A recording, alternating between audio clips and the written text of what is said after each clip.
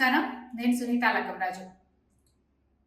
చిరంజీవి గారు సీఎం రమేష్ గారికి, పెందుర్తి రమేష్ గారికి మద్దతు ఇవ్వడం అనేది నిన్న మనందరం చూసాం.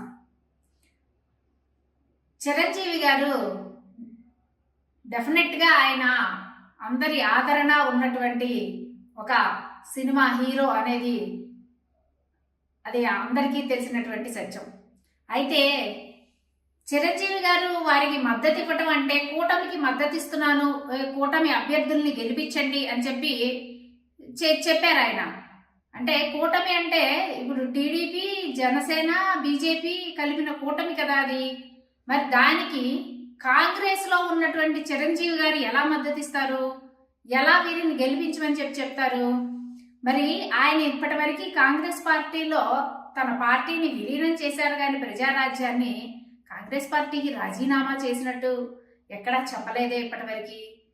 మరి కాంగ్రెస్ పార్టీలో ఉంటూ బీజేపీకి మద్దతు ఇస్తున్నానని చెప్పడం కానీ, వారిని గెలిపించండి అని చెప్పడం కానీ ఎంతవరకు సమంజసం? ఈ విషయం చిరంజీవి గారు ఆలోచించుకోవాలి. సినిమా ఇండస్ట్రీకి జరిగే ఎలక్షన్స్ ఉంటాయి కదండి, మా ఎలక్షన్స్. ఆ మా ఎలక్షన్స్ లో చిరంజీవి గారేమో ప్రకాష్ రాజ్ గారికి మద్దతు ఇచ్చి ఇండస్ట్రీ మొత్తం ప్రకాష్ రాజ్ గారిని గెలిపించండి అని చెప్పి ఆయన మద్దతు ప్రకాష్ రాజ్ గారికి అని ప్రకటిస్తే, మంచు విష్ణు గారు అందులో మా అధ్యక్షుడిగా గెలవటం అనేది జరిగింది. మరి సినిమా ఇండస్ట్రీ పెద్ద అయినటువంటి చిరంజీవి గారి మాట మరి ఇండస్ట్రీలో వాళ్ళందరూ ఆయన ప్రతిపాదించిన అభ్యర్థికి ఎందుకు ఓట్లేసి అధ్యక్షుడిని చేయలేదండి? అంటే చిరంజీవి గారు చెప్పిన మాటల పట్ల విశ్వాసాన్ని ఆయన ఇండస్ట్రీలో ఉన్న వాళ్ళే చూపించలేదు.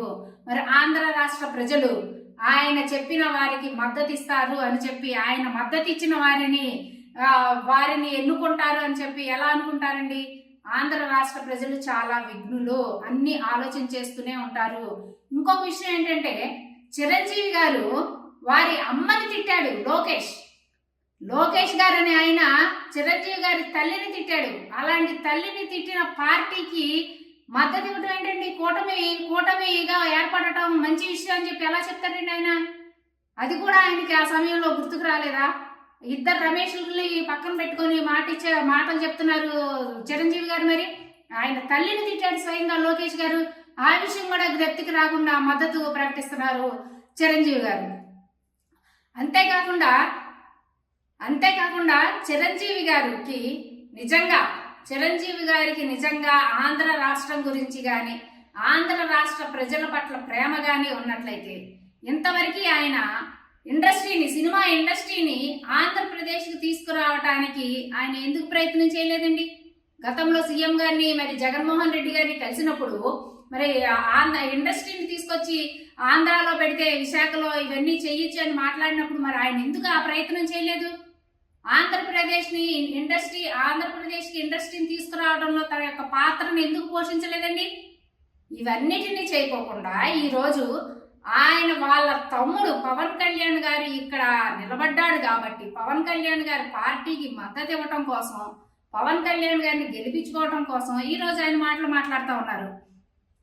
ఆయన కొనిదల ఫ్యామిలీకే పెద్దన్నయ్యగా ఉన్నాడు, కానీ ఆంధ్ర రాష్ట్ర ప్రజలకి మరి ఆ ప్రజలు ఆదరించేటటువంటి ఒక సినీ హీరోగా ఆయన ఏమీ పనులు చేయడం లేదు అనేదానికి ఇది ఒక ప్రత్యక్ష నిదర్శనం.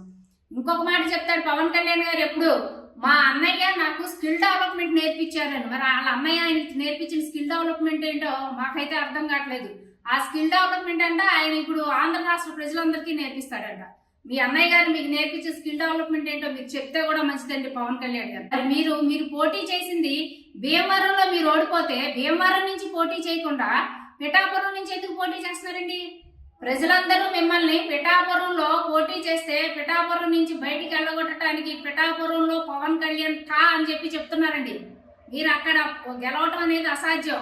మీరు చిరంజీవి గారితో చెప్పించుకోండి, ఇంకొకరితో చెప్పించుకోండి. మొన్న ఒకళ్ళు మాట్లాడుతూ అడిగితే చిరంజీవి గారి ప్రచారానికి వచ్చినా కూడా ఆ పవన్ కళ్యాణ్ గారు గెలవలేరు అని చెప్తే ఇప్పుడు చిరంజీవి గారిని తీసుకొచ్చారు. రేపొద్దున ఆ చిరంజీవి గారి బిడ్డలు కూడా తీసుకొని వచ్చి ఇక్కడ ప్రచారం చేసే పనిలో మీరు ఉన్నారు అని చెప్పి కూడా అనుకుంటున్నారు.